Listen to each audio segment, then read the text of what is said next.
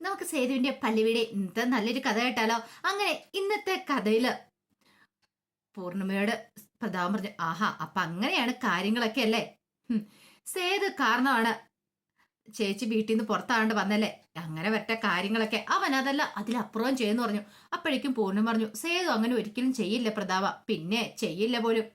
ചേച്ചിയെ ഋതുവിനെ അച്ചുവിനെയൊക്കെ ആ വീട്ടിൽ നിന്ന് ഇറക്കി വിട്ടില്ലേ, അതിന് കാരണക്കാരനാരാ? സേതു കാരണോ? ഒരു കാരണമില്ലാതെ പെറ്റമ്മ എന്താണെങ്കിലും അവനെ അവിടെ നിന്ന് ഇറക്കി വിടുമായിരുന്നു. ഇപ്പോഴല്ലേ കാര്യകാരണ സഹിതം മനസ്സിലായത്. സ്വന്തം പെറ്റമ്മയ്ക്കിട്ട് തന്നെ അവൻ പണി കൊടുത്തില്ലേന്ന് ചോദിച്ചു. അത് കേട്ടതും പൂർണ്ണം പറഞ്ഞു, ദേ നിന്റെ വാക്കുകളൊന്നും എനിക്ക് കേൾക്കാൻ താല്പര്യമില്ല, ഒന്ന് പൊക്കി അവിടെ നിന്നും പറഞ്ഞുകൊണ്ട് അകത്തേക്ക് കയറിപ്പോയി. കിട്ടിയ അവസരം മുതലാക്കി പ്രതാപം നേരെ ഇന്ദ്രനെ വിളിക്കുക. ഇന്ദ്രനെ വിളിച്ചിട്ട് ചോദിച്ചു, എടാ ഇന്ദ്ര, നീ ഇതെവിടെയാന്ന് ചോദിച്ചു. ഞാൻ പുറത്തുണ്ട്. എടാ ഒരു കാര്യം പറയാൻ വേണ്ടി വിളിച്ചേ. നീ കാര്യം എന്താന്ന് വെച്ചാ പറ. അത് പിന്നെ ഇത്രയും കാലം നമ്മൾ വിചാരിച്ചോണ്ടിരുന്നേ ആ ലക്ഷ്മിയമ്മ സേതുവിനെ ഉപദ്രവിക്കാന്നല്ലേ, പക്ഷെ നേരെ തിരിച്ചാ സംഭവിച്ചത്. തിരിച്ചോ? നീ എന്തൊക്കെയാടാ പറയണേ?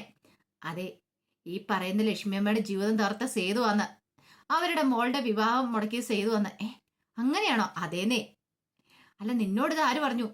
എന്നോട് ചേച്ചി ഇതൊക്കെ പറഞ്ഞേ. ഒടുവില് ഗതി കെട്ട് കഴിഞ്ഞപ്പോ ലക്ഷ്മിയമ്മ സത്യങ്ങളൊക്കെ വിളിച്ചു പറഞ്ഞു. ഓ അപ്പൊ അങ്ങനെയാണ് കാര്യങ്ങളൊക്കെ. ഇത് വെച്ച് തനിക്കൊരു ഉഗ്രം കളി കളിക്കണം. അപ്പം ഗതി കെട്ട് കഴിഞ്ഞപ്പോ അവര് കാര്യങ്ങളൊക്കെ വിളിച്ചു പറഞ്ഞു. ഈ സമയം ഇന്ദ്രൻ ചോദിച്ചു, എടാ എപ്പോഴാ നീ കാര്യങ്ങളൊക്കെ അറിഞ്ഞേ? ഇത് ഞാൻ ഇപ്പോഴാ അറിഞ്ഞോളെന്ന് പറഞ്ഞു. എന്നാ ശരി, എനിക്ക് കുറച്ച് തിരക്കുണ്ടെന്ന് പറയാം.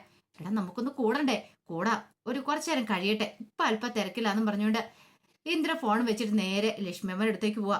ചില കണക്കൂട്ടലുകളൊക്കെ ഇന്ദ്രന്റെ മനസ്സിലുണ്ടായിരുന്നു. അതേ സമയത്ത് വേണുഗോപാൽ പറഞ്ഞു, എനിക്കിപ്പോഴും വിശ്വസിക്കാൻ പറ്റുന്നില്ല സേതുമാധവൻ ഇതല്ലെന്നുള്ള കാര്യം. കാരണം ഈ സേതുമാധവൻ എന്ന് പറഞ്ഞ അവൻ ഫോൺ വിളിക്കുന്ന സമയത്ത് എന്റെ മുന്നിലേക്ക് വരുന്ന ഒരേ ഒരു മുഖം അവന്റെ മാത്രമായിരുന്നു. വേറൊരു മുഖം എന്റെ മുന്നിലേക്ക് വന്നിട്ടുണ്ടായിരുന്നില്ല. കുറച്ചു മുമ്പ് പോലും സേതുമാധവൻ അന്ന് പറഞ്ഞ അവൻ വിളിച്ചപ്പം എനിക്ക് അവന്റെ മോൻ തന്നെ മനസ്സിലേക്ക് വന്നേ. ഇതാന്ന് വിശ്വസിക്കാനായിട്ട് എനിക്ക് പറ്റുന്ന പോലും ഇല്ലാന്ന് പറഞ്ഞു. അത് കേട്ട് കഴിഞ്ഞപ്പം സേതുമാധവൻ പറഞ്ഞു, വിശ്വസിക്കണം സാറേ, അറിയാലോ ഒരിക്കലും ഞാൻ ലക്ഷ്മിയമ്മയുടെ ജീവിതം താർക്കാനായിട്ട് ശ്രമിച്ചിട്ടില്ല. ഞാൻ ഇന്നും ഒരടി മാറി നിന്നിട്ടുള്ളൂ. അമ്മയുടെ ജീവിതം ഞാൻ കാരണം തകരില്ലെന്ന് വിശ്വസിച്ചു. ആ അമ്മയാണ് എന്നെ ഒറ്റപ്പെടുത്തി കുറ്റപ്പെടുത്തി ഇപ്പം മാറ്റി നിർത്തിയിരിക്കുന്നത്. സാറൊരു കാര്യം ചെയ്യണം, ഞാനല്ല ഈ ചതി ചെയ്തെന്നുള്ള കാര്യം അമ്മയോടൊന്ന് പറയണം. ഒരു പക്ഷെ അമ്മയുടെ മനസ്സിൽ എന്തെങ്കിലും തെറ്റിദ്ധാരണ ഉണ്ടെങ്കിൽ അത് പോട്ടെ എന്ന് പറയണം. കാരണം സേതുവിനറിയാം ഇനിയിപ്പോ ഈ കാര്യങ്ങളൊക്കെ അമ്മ അറിഞ്ഞോട്ടോ കാര്യമുണ്ടെന്ന്. അതേസമയം ഇന്ദ്രൻ പൊന്നുമടത്തിലേക്ക് എന്നു. ലക്ഷ്മിയമ്മ കൂടെ ഇറങ്ങി വന്നിട്ട് ചോദിച്ചു, എന്താ നിനക്ക് എന്താ ഇവിടെ കാര്യം എന്ന് ചോദിച്ചു. അമ്മ എന്നെ ഒരു ശത്രുവായിട്ട് കാണരുത്, സത്യങ്ങളൊക്കെ തിരിച്ചറിഞ്ഞിട്ടാ ഞാൻ വന്നിരിക്കുന്നത്. സേതു ആണല്ലേ ഈ കൊടുംചതി അമ്മയോട് ചെയ്തേ, ഞാനിത് ഒരിക്കലും പ്രതീക്ഷിച്ചിട്ടില്ല എന്ന് പറഞ്ഞു. അത് കേട്ടപ്പോൾ ലക്ഷ്മിയമ്മ പറഞ്ഞു, നിനക്ക് എന്താ വേണ്ടേന്ന് ചോദിച്ചു. ഞാൻ പറഞ്ഞല്ലോ അമ്മയുടെ ശത്രു അല്ല ഒരിക്കലും ഞാൻ, അമ്മയുടെ മിത്ര ഞാൻ. എനിക്ക് സഹിച്ചില്ലമ്മ, ഒരു പെറ്റമ്മയോടും മകൻ ഇങ്ങനെ ചെയ്യാൻ പാടില്ല. എനിക്ക് അമ്മയുടെ സൈഡോ നിൽക്കാൻ പറ്റുള്ളൂ. ആരൊക്കെ അമ്മയെ ശത്രുവായിട്ട് കണ്ടാലും ഞാൻ അമ്മയെ ശത്രുവായിട്ട് കാണത്തില്ല. ഇത്ര സമയം ഞാൻ വന്നിട്ട് എന്നോട് അകത്തേക്ക് ഒന്ന് കയറി ഇരിക്കാൻ പോലും പറഞ്ഞില്ലല്ലോ. ഒടുവില്ലേ ലക്ഷ്മിയമ്മ പറഞ്ഞു, ബാ നീ അകത്തേക്ക് കയറി ഇരിക്കാൻ പറഞ്ഞു. അങ്ങനെ വളരെ തന്ത്രത്തോട് കൂടിയിട്ട് ഇന്ദ്രന്റെ അകത്തേക്ക് കയറുക. ഇന്ദ്രന്റെ മനസ്സിൽ വലിയ ചില പ്ലാനുകളും കാര്യങ്ങളൊക്കെ ഉണ്ടായിരുന്നു. ഇതേ സമയത്ത് മേലെടുത്ത വീട്ടില് വേണുഗോപാലുമായിട്ട് സംസാരിക്കുകയാണ് സേതു പറഞ്ഞു, അല്ല സാറേ, സാർ അമ്മയോടൊന്ന് പറയുവോ, ഞാനല്ല തെറ്റ് ചെയ്ത, ഞാൻ നിരപരാധിയാന്നുള്ള കാര്യം. അതിനെക്കുറിച്ച് നമുക്ക് ആലോചിക്കാം. പക്ഷെ ലക്ഷ്മിയോട് എനിക്ക് ഇപ്പോഴും ക്ഷമിക്കാൻ പറ്റിയിട്ടില്ല. പിന്നെ സേതു നിരപരാധിയാന്നുള്ള കാര്യം വേണമെങ്കിൽ ഞാൻ ലക്ഷ്മിയോട് പറയാം. ഇത് കേട്ടുകഴിഞ്ഞപ്പം മയൂരി പറഞ്ഞു, എത്രയും പെട്ടെന്ന് തന്നെ പറയണം പപ്പാന്ന് പറഞ്ഞു. അപ്പോഴേക്കും ഒരു നിമിഷം ആലോചിച്ചിട്ട് പല്ലി പറഞ്ഞു, അല്ല എന്നാലും അത് ആരായിരിക്കും ഇങ്ങനെ ഒരു ചതി ചെയ്തിട്ടുണ്ടായിരിക്കുക? അയാളുടെ ഉദ്ദേശം എന്തായിരിക്കും? ഒരു കാര്യമില്ലാതെ അയാൾ എന്താണെങ്കിലും ഇങ്ങനെ ചെയ്യത്തില്ലോ. ഇതിന്റെ പിന്നിൽ അയാൾക്ക് എന്തെങ്കിലും ഉദ്ദേശ ലക്ഷ്യം കാണുമോ? അല്ല ഞാനൊരു കാര്യം ചോദിച്ചോട്ടെ, സാർ ആദ്യമായിട്ട് എപ്പോഴാ അയാളെ കാണുന്നതെന്ന് ചോദിച്ചു സേതു. അത് കേട്ട് കഴിഞ്ഞപ്പോൾ ഒരു നിമിഷം ആലോചിച്ചിട്ട് വേണുഗോപാൽ പറഞ്ഞു, അത് പിന്നെ ഞാൻ അയാളെ ആദ്യമായിട്ട് നേരിട്ട് കാണുമല്ലേ ചെയ്തേ, ഫോണിൽ കൂടെ സംസാരിച്ചെന്ന് പറഞ്ഞു. ഫോണിൽ കൂടെ? അതെ, ഫോണിൽ കൂടെ അയാളുമായിട്ട് സംസാരിച്ചേ. അതിനുശേഷം അയാളെ ഞാൻ കണ്ടേ. പിന്നീട് 3-4 വട്ടം കണ്ടു. എന്നോട് കോമ്പൻസേഷൻ ചോദിച്ചു. ഇത്രയും കാലം ലക്ഷ്മി സേതുവിനെ ഉപേക്ഷിച്ച് അടക്കുമായിരുന്നല്ലോ, അപ്പൊ അതിന്റെ കോമ്പൻസേഷൻ വേണമെന്നൊക്കെ പറഞ്ഞു. അത് കേട്ടപ്പോ സേതുവിന് ദേഷ്യം വന്നു. ദുഷ്ടൻ, അവൻ എന്തൊക്കെയാ ചെയ്തു വെച്ചത്. അപ്പോഴേക്കും പല്ലി പറഞ്ഞു, അങ്ങനെയാണെങ്കിൽ ഒരു കാര്യം ചെയ്യും സാറേ, സാറിന് ആദ്യം ഫോൺ ചെയ്യുമല്ലേ ചെയ്തേ, ഫോൺ നമ്പർ സാറിന്റെ കയ്യിലുണ്ടെങ്കിൽ സാർ ഒന്ന് വിളിച്ചു നോക്കാൻ പറഞ്ഞു. അത് ശരിയാണല്ലോ എന്ന് വേണുഗോപാലിനും തോന്നി. വേണുഗോപാൽ പറഞ്ഞു, ഞാൻ വിളിക്കാന്ന് പറയണം.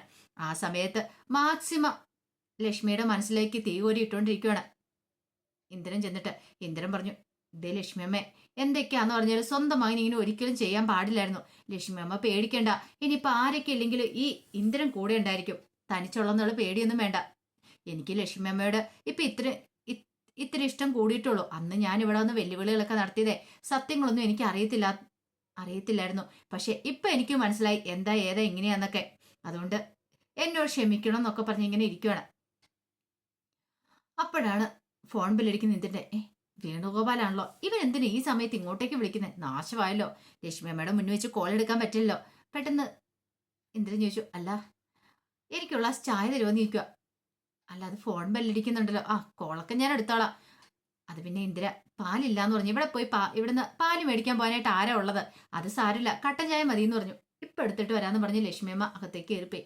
ആ സമയത്ത് ഇന്ദ്രൻ കോൾ എടുക്കുവാണ്. ഇന്ദ്രനെ കോൾ എടുക്കാതിരിക്കാൻ പറ്റില്ലല്ലോ. ഇന്ദ്രൻ കോൾ എടുത്ത് കഴിഞ്ഞിട്ട് ചോദിച്ചു, ആ പറ സാറേ, എന്താ കാര്യം ചോദിച്ചു. അല്ല ഇത് സേതുമാധവനല്ലേന്ന് ചോദിച്ചു. എന്താ സാർ എന്നെയല്ലേ വിളിച്ചതെന്ന് ചോദിച്ചു. അല്ല ഞാനൊന്ന് ഉറപ്പിച്ചതാ സേതുമാധവ. കാരണം സേതുമാധവനാണല്ലോ ഉറപ്പിക്കണമല്ലോ. 2-3 പേരെന്റെ ഇതിലുണ്ട് കിടപ്പേ. അങ്ങനെ ഉറപ്പിച്ചിട്ട് വേണം. അതെ ഞാൻ തന്നെയാ. സാർ എന്താ എന്നെ വിളിച്ചതെന്ന് ചോദിച്ചു. അതെ നിനക്ക് കോമ്പൻസേഷൻ വേണമെന്ന് പറഞ്ഞില്ലായിരുന്നോ? ആ അത് തരാം, നീ ഇങ്ങോട്ട് വന്നാൽ മതി എന്ന് പറഞ്ഞു. ആഹാ അങ്ങനെയാണോ? അങ്ങനെയാണ് ഞാൻ വരാം. എങ്ങോട്ടേക്കാ സാറേ വരണ്ടേ? എന്റെ വീട്ടിലേക്ക് വന്നാൽ മതി, ഞാൻ വീട്ടിലുണ്ടായിരിക്കും എന്ന് പറഞ്ഞു. ശരി ശരി, ഞാൻ ഇപ്പൊ തന്നെ വന്നേക്കാന്ന് പറഞ്ഞ് കോള് കട്ട് ചെയ്തു. ആ സമയത്ത് ലക്ഷ്മിയമ്മ എങ്ങോട്ടേക്ക് ഇരുന്നേ. ലക്ഷ്മിയമ്മ ഇന്ന് ചായ കൊടുക്കുവാണ്. ഇതേ മോനെ ചായ എന്ന് പറയണ. അയ്യോ ഇത് കട്ടൻ ചായ അല്ലേന്ന് ചോദിച്ചു. അതെ ഈ കട്ടൻ ചായ കുടിക്കാൻ എനിക്ക് താല്പര്യമില്ല. പാലൊഴിച്ച ചായയോടെ എനിക്ക് താല്പര്യം. തൽക്കാലത്തേക്ക് വേണ്ട. അല്ല മോൻ പറഞ്ഞ അത് കുഴപ്പമില്ലാന്ന് പറഞ്ഞിട്ടോ. അതൊന്നും സാരമില്ലമ്മേ, പിന്നീട് ഒരു സമോസം ഞാൻ കുടിച്ചോളാം, ഇപ്പൊ കുറച്ച് തിരക്കില്ല എന്നും പറഞ്ഞുകൊണ്ട് ഇന്ദ്രൻ അങ്ങോട്ട് ഇറങ്ങിപ്പോയി. ലക്ഷ്മി അമ്മയ്ക്ക് ഒന്നും മനസ്സിലായില്ല. അതേ സമയത്ത് ഋതുവിന് ചെറിയ സംശയങ്ങൾ. ഫോൺ കട്ട് ചെയ്ത് കഴിഞ്ഞപ്പം ഋതു പറഞ്ഞു, സാറേ എനിക്ക് ചെറിയ സംശയങ്ങളുണ്ട്, അത് ഇന്ദ്രൻ ആണോന്നുള്ളത്. അപ്പോഴേക്ക് സേതു ചോദിച്ചു, എന്താ ഋതു അങ്ങനെ പറഞ്ഞേ? ഋതു ശബ്ദം കേട്ടിട്ടുണ്ടായിരുന്നു ചെറുതായിട്ട് ഫോണിൽ കൂടെ. അപ്പൊ ഇന്ദ്രൻ ആണോന്നൊരു സംശയം വന്നിട്ടാ അങ്ങനെ പറയണേ. പിന്നീട് ഋതു തന്റെ ഫോണിനകത്തൊരു ഫോട്ടോ എടുത്തു. എന്നിട്ട് കാണിച്ചിട്ട് ചോദിച്ചു, ഇതാണോ ആളെന്ന് ചോദിച്ചു. അതെ ഇത് തന്നെയാണ് അപ്പൊ തന്നെ വേണുഗോപാല് പറയണം. അത് കേട്ടിഞ്ഞപ്പോ സേതുവിന്റെ പല്ലുവേടിയൊക്കെ മുഖം മാറി. അപ്പോഴേക്ക് സേതു പറഞ്ഞു, അങ്ങനെയാണെങ്കിൽ അവൻ ഇങ്ങോട്ടേക്ക് വരും, അവൻ ഇങ്ങോട്ടേക്ക് വരട്ടെ, അവന് കൊടുക്കാനുള്ള കോമ്പൻസേഷന് നമുക്ക് കൊടുക്കാം, ഇവിടെ വെച്ച് എന്നെ കൊടുക്കാന്ന് പറയാം, നല്ല രീതിയിൽ തന്നെ കൊടുത്തോണം. വേണുഗോപാല് പറഞ്ഞു, എന്നെ ചതിച്ചവൻ അവനെ ഞാൻ വെറുതെ വിടുമെന്ന് തോന്നുന്നുണ്ടോ? നല്ല രീതിയിൽ തന്നെ അവന് ഞാൻ കൊടുത്തേ വിടത്തുള്ളൂ എന്ന് പറഞ്ഞിട്ട് അവിടെ നിന്ന് പിസ്റ്റളാക്കി എടുക്കുവാണ്. ഋതുവിന് ഭയങ്കര വിഷമായി. കാരണം ഋതു ഒരിക്കലും പ്രതീക്ഷിച്ച കാര്യമായിരുന്നില്ല ഇന്ദ്രൻ ഇത്രയും വലിയൊരു ചതി ചെയ്യുന്ന. അവൻ ക്രൂരതകൾ കുറെ ചെയ്ത് കൂട്ടിയിട്ടുണ്ട്. പക്ഷേങ്കിൽ ഇപ്പൊ എല്ലാവരുടെയും ജീവിതം തകർത്തെറിഞ്ഞ് അവൻ ഒറ്റ ഒരുത്തനാണ്. അവനെ അങ്ങനെ വെറുതെ വിട്ടിട്ട് കാര്യമില്ലെന്ന് ഋതുവിനും തോന്നുവാണ്. അപ്പൊ അതിന്റെ വിശേഷങ്ങളൊക്കെ നമ്മളിന്ന് കാണുന്നത്. ഇതിന്റെ ബാക്കി വിശേഷങ്ങളുമായിട്ട് വൈകുന്നേരത്തെ പ്രമോയി വരാട്ടോ. ഒരിക്കൽ കൂടി എല്ലാവർക്കും ശുഭദിനം നേർന്നുകൊണ്ട് നിർത്തുന്നു.